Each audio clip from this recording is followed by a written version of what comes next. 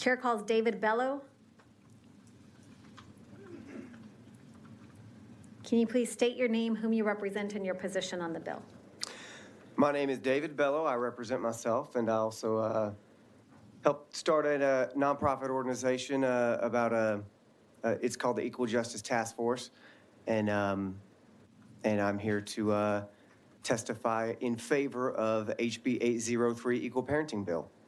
So I want to address some of the misconceptions about this bill, because it's very important that everyone understands what this bill does. And from the testimony we've already gotten, I don't think everyone zooming in understands this.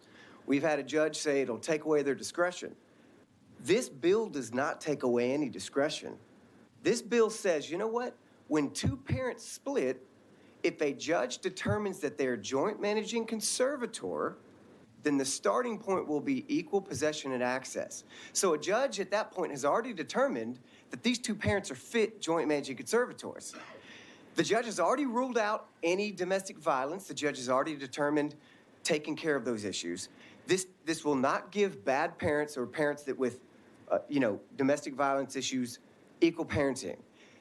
This will not take away the discretion of the judge to change from equal parenting. This just says the new starting point in Texas is going to be if two parents are joint managing conservators, we're going to start off on equal parenting. When they go into this courtroom, they're going to be on equal ground. There's going to be less fighting, less conflict, less cost to parents who can't pay this. We've had some of y'all express that we want less fighting, we want less conflict. This does that. This stops the incentive to fight in court, because when parents go to court, they know they have to fight. Representative Cook mentioned, well, you can try to get the expanded standard. Well, you have to go and fight for that. And to do that, you have to try to one-up the other parent. It incentivizes fighting. We need to incentivize people going to court, and if they're good parents, they say, you know what, we're just gonna have to start off on equal parenting. And then that unclogs the court systems to focus on the real cases. With real domestic violence and real issues, it helps incentivize parents to get along. It helps low-income families who can't afford attorneys. Thank you for your time. And it's going to be better for children. Thank you. Members, are there any questions for this witness? Okay. Chair recognizes Representative Ramos.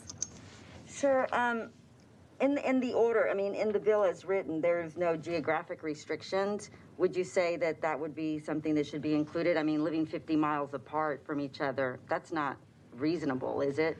Oh, absolutely.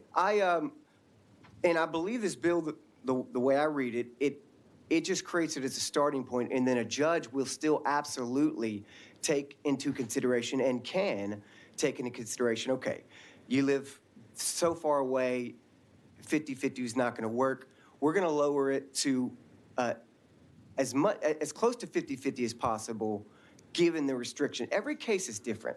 This is not this is not going to create a one-size-fits-all for every child. A judge will still have some decisions that will have to be made, but it's going to create the parents to go in on equal ground, and then a judge, if there's, situations like they live too far away, then the judge can go lower than that. The judge still has absolutely discretion to do that, but the parents are going to go in getting along, probably more better, less conflict, because they know they're going to, if they're good parents and they live close, they know there's no point in fighting if there's no reason to fight. What if they're not good parents? Well, then a judge is still, just like now, a judge will still need to determine if one parent is not fit. This 50-50 only applies after a judge has already determined that the parents are fit joint managing conservators. Absolutely, people who are not fit should not be just automatically granted this, and they wouldn't be.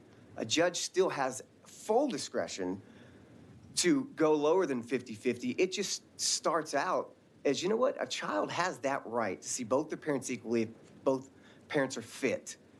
And we're gonna stop letting children be used as pawns to fight over who gets more time. It's about the kids. They need equal parents. Parents need to stop fighting over things that aren't important, and judges' courtrooms need to be unclogged so they can focus on the real cases. And Kentucky, when they passed equal parenting, they've gone down over 11% already just in the last Well, few years. you know, honestly, that's a concern. If out of 50 states, only one state has this, and then it's Kentucky, like, really? Okay, so that's one thing. Number two, if we're talking about really about the safety, you know, most of us have to travel. When I think about a child, and my children, I'm a child of divorce, my child had to go through this. When I think about a child having to do 50-50, whether it's Monday, Tuesday, Wednesday, I've read all of the information that you all gave us, but I really find it difficult. I mean, it's exhausting, and it's a beat down as an adult for me to have to grab my suitcase, come from here to Dallas, come to here from Dallas every weekend. I cannot imagine putting an 8-year-old through that, where she's over here for 2 days and then over there for 3 days, and then, well, I talked to Mom about the science project, but now I'm with Dad and I have to put all my stuff in a suitcase, and oh, Mom, I forgot my calculator at home. The anxiety and the stress that we would be putting on these children by shifting them around. If I'm exhausted, frustrated, tired, behind, I don't know if I left my stuff in Dallas or here, having to do all this mental check, and I'm an adult. To put that on a 4-year-old, a 5-year-old, an 8-year-old, that they left something over there and they left something over here, now they're 3 days over here and then 2 days over there, and they have a project, and I wanted to wear that shirt, but Dad said I couldn't take it because he bought it and it's got to be here, and Mom said I have to wear this one, but my friends planned this out.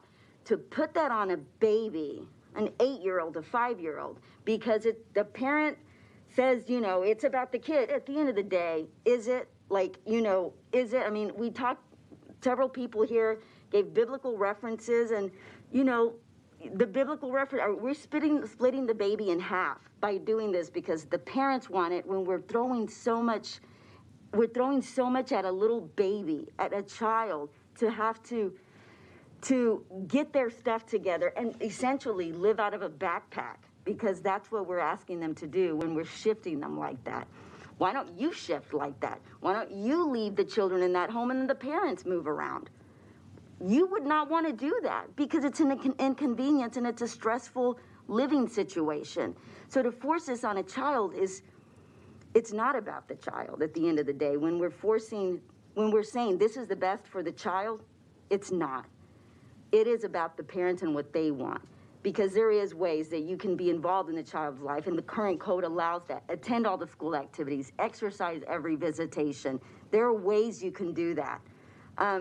But if it's about getting at the other parent or child support or whatever it is, 50-50 and making a baby switch every other day or 2-3 days or whatever, that is not, and any psychologist would tell you, that is not healthy for an adult, and it sure as heck isn't healthy for a 5-year-old.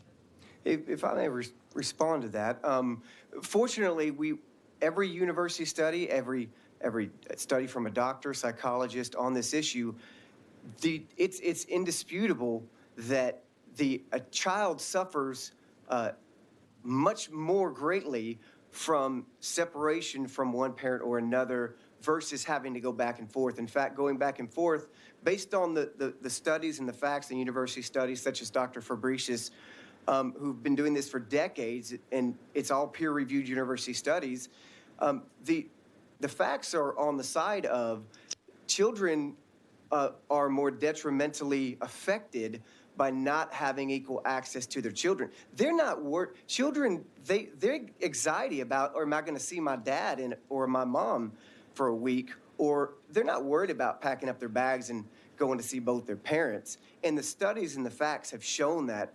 And that's why in the current system, the standard possession order, it actually creates more back and forth. You got every Thursday for 2 hours, they might have to drive for you know, afar for 2 hours and they go back. It's a lot more back and forth, whereas, for instance, one schedule could be 1 week with Dad, 1 week with Mom, and you don't even have to see the other parent. You could hypothetically drop them off at school, pick them up the parent next week. It's children need both parents more than they need to not go back and forth to both parents, and the science proves that. And you know, we all know that deep in our hearts. We know kids long to see both their parents. We know that kids want that, and I agree. It's not going to solve all the issues. It's not going to solve the disagreements between parents, but it at least it moves a step closer to the state telling the parents, look, if y'all don't have any real issues, you're going to have to get along. You're going to have to stop coming to court fighting over petty things. And you're going to have to, this kid's going to get to see both of y'all equally. Okay, thank you. Thank you for your testimony. Members, any other questions? Okay, thank you.